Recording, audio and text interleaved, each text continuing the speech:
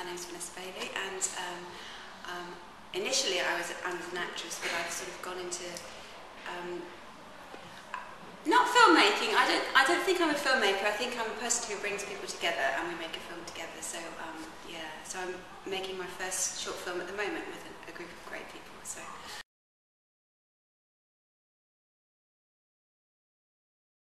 Well, I'm kind of combining the two, but although I primarily came into the film business as an actress, the whole process has always really fascinated me. I've always been really interested watching, people's different roles on set and stuff like that. And I've worked with some really creative people, and I thought it would be really nice if we just got the chance to work together on a project. And so I came up with a concept and asked a few people if they'd like to come on board, and they said yes. So that's it. It kind of stumbled together, but yeah, it's really exciting. It's a short film. It's a fairly long short film, about 20 minutes, called 3 Days, and it's exploring the idea of love and relationships through the eyes of an older woman who I play, called Sophie, and a younger man called James, who's played by actor Richard Perriman. And rather than going down the usual path of cougar meets lad, and we all know where that's going, we're taking a different spin on it, and we're actually looking at two characters who very much are not wanting to fall in love. So it's not a predatory, highly sexually charged cliche. It's actually looking at real people who might possibly meet by chance, find that they're attracted to each other, and then trying to work out how do we deal with that now. Oh gosh, what are not the challenges? It's it's a real learning curve for me, as it's my first time putting a film together, and I think some of the challenges have been putting the right people in place, finding the right people. I've been lucky with that. I think learning how the filmmaking process works in terms of timings, what needs to be put together first. But the big challenge with indie film always is finance. Always, always, always.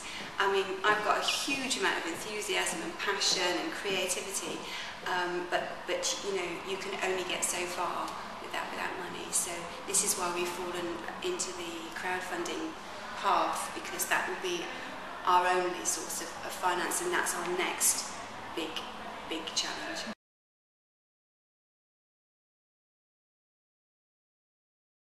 I mean, I've been interested in crowdfunding for a couple of years now. So over the last year, I watched very carefully a number of films that I'd seen on Twitter who were starting up their own crowdfunding campaigns, looking at mainly Kickstarter and Indiegogo, and looking at the ones that worked, looking at the ones that didn't, what people liked, what people didn't, the kind of tone that people responded to, the sorts of films that were popular, and really trying to learn from other people's expertise, other people's mistakes.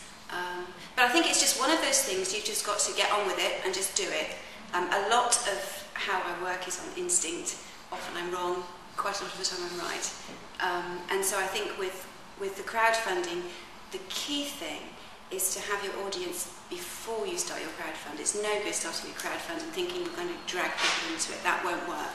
So we've spent a lot of time building, working out what our target market is, which is actually very wide for this story because of the ages of the characters and the theme, working out what our target audience is and building that up through Twitter primarily, and less so on Facebook, and making sure that we've got a really strong bank of supporters before you even think about crowdfunding, because you haven't got time to find 1,400 people who want to, so you've got to put that in place first, and that's what we've spent the majority of our time doing.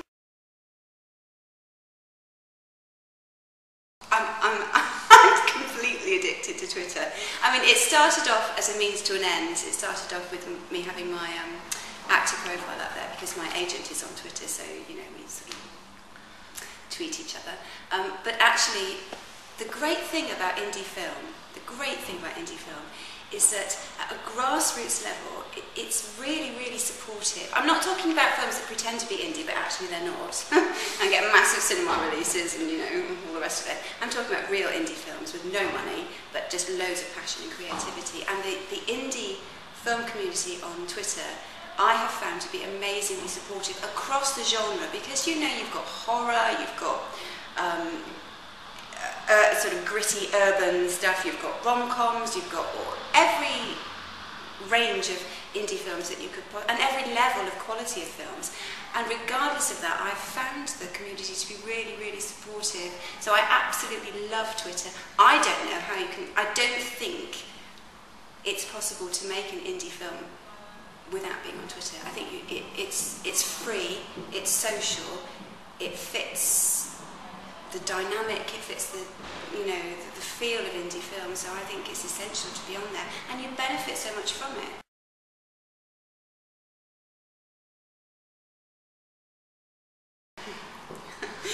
It's interesting, without naming names, my executive producer was trying to find somewhere to do a little bit of filming the other day. We went into a venerable institution somewhere in London and said, you know, please could we just, it's just 10 minutes, and they said absolutely not. And I find that quite sad, because that's one of the landmarks of British independent film. And so I'm slightly cynical about the face of British independent film. I think, you know, the thing with indie film is you've just got to go out there and do it yourself. I think that's what most successful independent filmmakers find, is you know what the rule book is, and you go, okay, well, I'll stick with that rule, but, you know, just shove the rest of them. I don't, you know, I'm going to make my own rules and follow those, and if it works, it works. If it doesn't, at least I tried. And I don't think you can really worry too much about doing it the right way all the time. I think you've got to be incredibly creative about how you get your film off the ground and distribute it and all that sort of thing. That's me. I mean, I might be completely wrong, and I'm a learner, but that's how I've managed so far.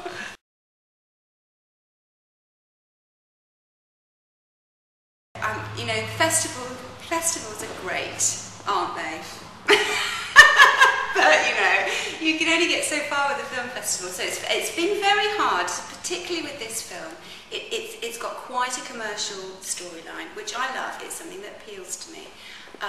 And so I think you immediately exclude yourself from certain film festivals, which have more of a leaning towards a different genre of film.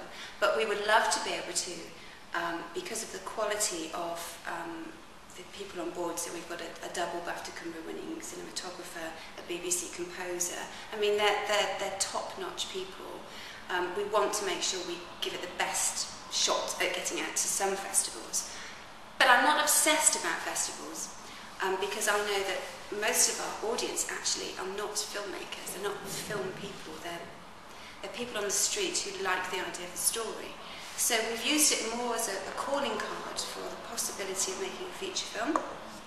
So we're kind of testing the water with that, because it's a story that's got it does have legs, and we're only really scratching on the surface of it. So it's really saying, look at these people. We think we can make a half-decent film people might like to watch, and we'll see who responds to it the most positively